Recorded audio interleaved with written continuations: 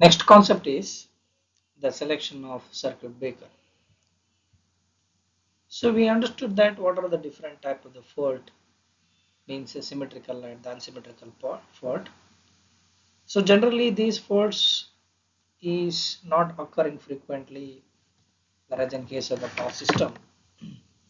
But when they occurs, there is a large heavy current which is going to flow in the circuit, so resulting in the causing of permanent damage to the equipment which is connected in power system. Hence, it is very important to isolate the healthy part of the system when there is an occurrence of the fault. So generally we do have, these are all the things which is done by protecting devices. So it is the job of the protecting system to recognize and to isolate or to remove the fault. Okay, there are the three basic part which is included in the protection system, that is circuit breaker, relays and the transducers. So let us understand the working, the principle of these devices, that is circuit breaker, relays and the transducers. So circuit breaker will automatically operating electrical switch which is capable of interrupting the currents. Okay, so when there is an occurrence of the fault in a system, the current increases and the voltage will decreases. So these changes can be considered as intelligence or the parameters for isolating and to understanding the phenomenon of the fault for the protective devices. So there is an intelligence device, that is nothing but we can call it as a relay, which is functionally a level detector. So it performs, there is a switching action. So when the input voltage which is going to meet or exceeds a specified and adjustable values. So this will turn in, this in turns is that sending the signal to the circuit breaker.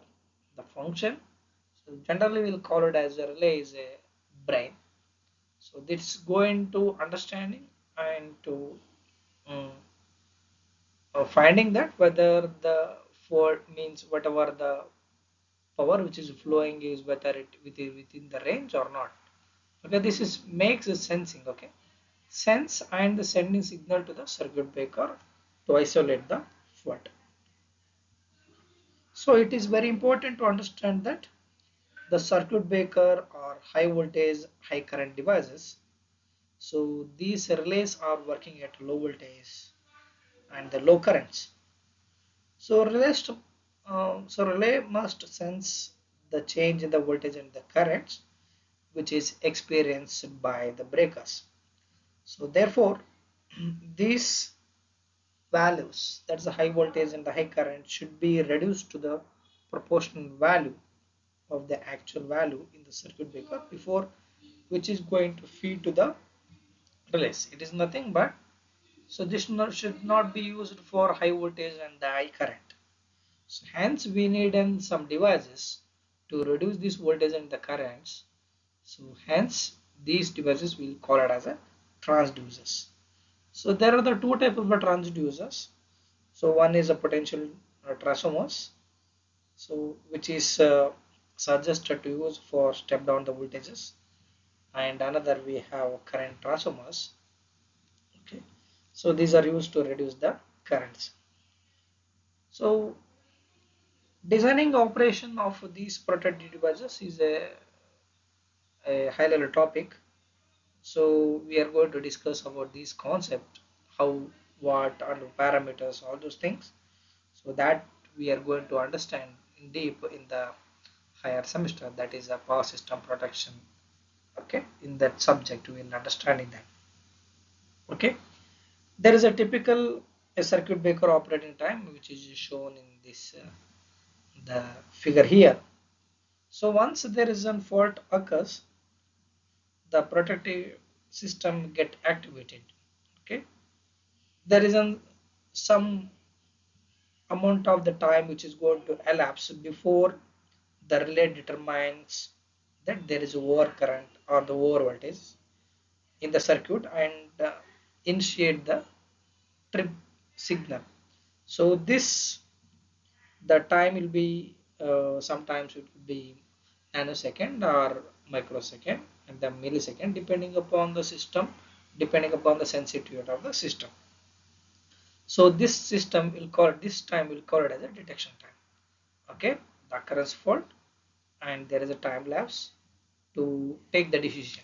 Okay, whether to understand that, because all the power means the current which is flowing in a system is not a the over current. Okay, so at that time what will happens, the contact of the circuit breaker held together, means there is a contact which is going to happen with the help of the spring mechanism. So if you look at that circuit breaker mechanism, you will understand that. So with the trip signal, the spring mechanism which is going to release the contact, since the circuit breakers which are employed in a place where that power levels is very high. So whenever there is a contacts are open, so it has to interrupt very high value of the current both during the load condition and also the fault condition. So since the power system are predominantly inductive in nature, the interruption of the current when the breaker opens, its contact is associated with the both high voltages induced which is across the contacts and the large value of the voltage gradient which is appears in the medium between the two contacts. Okay, so this is nothing but this is going to happen during the interrupting time. So this voltage means this is going to make them ionization. Okay, there is a medium hereby there is a maintaining of the flow of the current. So this current which is going to generate a very high value of the extreme heat and the light, so that is nothing but we can call it as electric arc. Okay, at this time. So about this ionization we will understand in deep in the higher semester. Different mechanisms are used for elongating the arc such that it can be cooled and extinguished. So there are the three different medias: air, liquid and the solid. Okay, therefore the circuit breaker has to withstand so this kind of the current from instant of the initiation of the fault to the time of the arc which is going to extinguish. Okay, so this is how there is an initiation. Okay, initiation and the interruption. So at this time there is a current working. So if we could be able to get this whatever the ionization particles, then we can able to extinguish the arc. If not, there is a possibility of the breakdown may take place. Hence, so okay, the circuit breaker will open. So when this is going to open the both the ends, there is an arc which is going to extinguish. Okay, so there are the two factors which are of the importance for the selection of the circuit breaker. So one is maximum instant of the current. So breaker can be able to withstand. So generally we'll call it as momentary duty of the current of the circuit breaker. Then the total current when the breaker which is going to make the contact. Okay, so this is called as interrupting current. Okay, you will see that. So momentary current which is shown here. Okay, so momentary current is that, okay, which flows during the subtransient period of the fault. So we have discussed that and also understood that instantaneous current which is flowing will contain AC component as well as the DC offset of the current. So where we have neglected the DC component, stating that it will be accounted for empirical basis. Okay, means we are considering that this is a 1.6. So to consider on that, the RMS value of this current in the circuit breaker, it must be withstand. So this is going to give a momentary current which the circuit breaker will have to withstand. Then the interrupting current, this is going to be in there during the contact or opening. So whenever the circuit breaker is lower than the momentary current, so this is the current which is flowing through the breaker when its contacts or get open. This current is depending upon the speed of the circuit breaker, the speed of the circuit breaker between the occurrence of the fault and to extinction of the arc.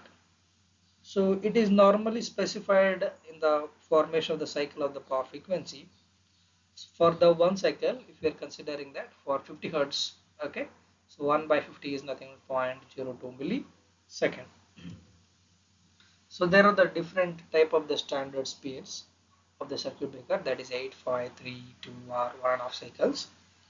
Okay, so it is recommended that the using of subtransient reactance model for the synchronous generator and the transient reactance model of the synchronous motors.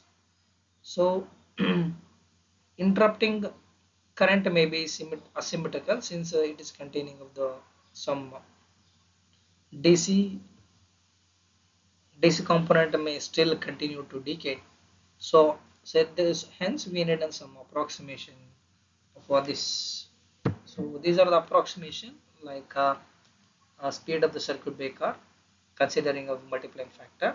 So 8 cycle will consider it is 1, 5 cycle 1.1, 1.2, 1.4, 1.5 cycle it is 1.5. So what are the based on what parameters we will consider the selection of the circuit breaker. Basically there are the four things. First one is normal working level, another one is momentary current, then we have normal working voltage. Sorry, there is only three things. Okay, then the speed of the circuit breaker. Okay, so this is about the theoretical part of considering the symmetrical fault in a power system. Let us discuss the next numerical. Determine the fault MVA if a fault takes place at F. Okay, at this point in the diagram shown, the per unit value of the reactance are given on a base of 100 MVA. So this is not the regular problem how we solved in the previous. Directly he has given that the values of the reactance in per unit. We have to determine what is the fault. Okay, what is the fault takes place at F. Okay, you can observe here there is an F. So here it is looks like complicated because we can see here this is a star and another part of the network is connected in delta. Okay, before solving this we should know how we are transferring from delta to star and star to delta. Okay, it is time to refresh the things. Okay, so this is the delta equivalent and this is the star equivalent. Okay, consider that from star to delta. Okay, star having RA, RB and the RC, A, B and the C terminal. Okay, delta having A, B and the C. So this is denoted as R1, R2 and the R3, any format. Okay, clockwise or anti-clockwise, whatever the thing we have. Okay, star to delta, let's see first star to delta how we need to transfer. So here in between this is going to locate. Okay, RA, RB and the RC. Okay, in between A, B and the C. Okay, I will write these once. Okay,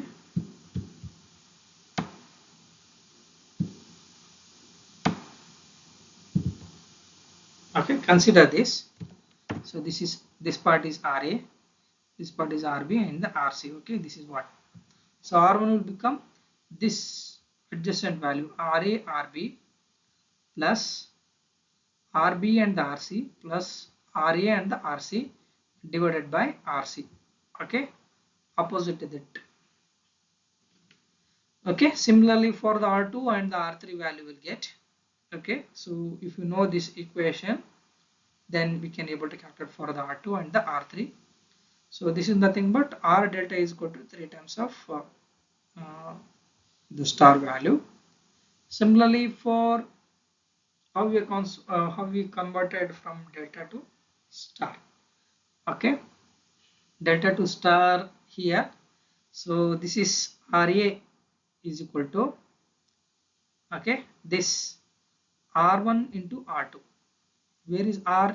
This is located at this point RA. Okay, R1 and R2 divided by R1, R2 and the R3. Similarly for the RB, what will happens? This is located at this point RB. So this is R1, R3 divided by R1, R2, R3. Okay, similarly for the R3, RC. Okay, so this is nothing but R star is equal to the delta value divided by 3. Okay, this is how we are converting from star to delta and the delta to star. Refresh once again. Okay, all these things. So here for our convention, what we are using is the diagram which is representing is remains the same. You can observe here 0 0.1, 0 0.3, 0.1, okay, 0 0.5, 0 0.5. This is 0 0.1, 0 0.3, 0.1. So this is considering neutral. Okay, this is junction. Okay, I'm making that junction as a neutral. Okay, so I can transfer this. Consider this node 1, 2 and 3. Okay, this is node 1. Okay, 0.1 and 0.3. This is what 0.1 and 0.3. For the node 2, you can observe here. This is a 0.1 and the zero point 0.5 and the 0.3. This is a 0.5 is between 1 and 2. Okay, between the 0.1 and 2. Similarly for the 3. Okay, so you can see here. This is a 0.1, 0.1 and 0.5. Okay, 0.1 here, 0.1 and the 0.5. Okay, this is where the fault is takes place. So call this, if we consider these two figures as one. Okay, so we know that converting star connected reactance to its equivalent delta. Okay, star value. So which one you considering as a star value? You can see here the 0.1, 0.3 and the 0.5. So this is nothing but the star to delta. Okay, this is star to delta. You have equation this. So by using this equation, you will get 0.4, 0.23 and the 0.77. Okay, then so again we need to putting back to the delta equivalent. Okay, what we'll get here? So this existing is connected star to delta equivalent. These two are connected in parallel and these two are connected in parallel. So you'll get this is a 0.1, this is a 0.1 and a 0.46. Okay, equivalent you will get 0.082 connected in parallel. 0.7 and a 0.1 is connected in parallel. You will get 0.0885. Okay, this is 0.5, 0.23 and 0.3. Okay, so this is what. So again, considering this equation as figure as 3. So here again converting delta back to the star further. Okay, delta to the star connected this. Okay, 0.082, 2.3 and 0.0885. Okay, this is the star equivalent you will get. Okay, these are connected in series and these two are connected in series. So this is a 0.1, so this is of 0.0029. Okay, so these values will, this is a series, this is part also series. Okay, will get connected in parallel combination. Okay, whatever the equivalent we have, okay, these two are connected in parallel, equivalent then to the series, so you'll get a 0.2329. Okay, again it is connected in parallel, so you'll get 0.07. So this is a considered equation 4. So what we have to calculate is MVA short circuit. Consider that we have, okay, we know that it is on 100 MVA base. So what is the Z per unit is got? What it is 0.07. So hence we'll get MVA short circuit is of 1428.57 MVA. So this is what the problem how we are solving on a 100 MVA base.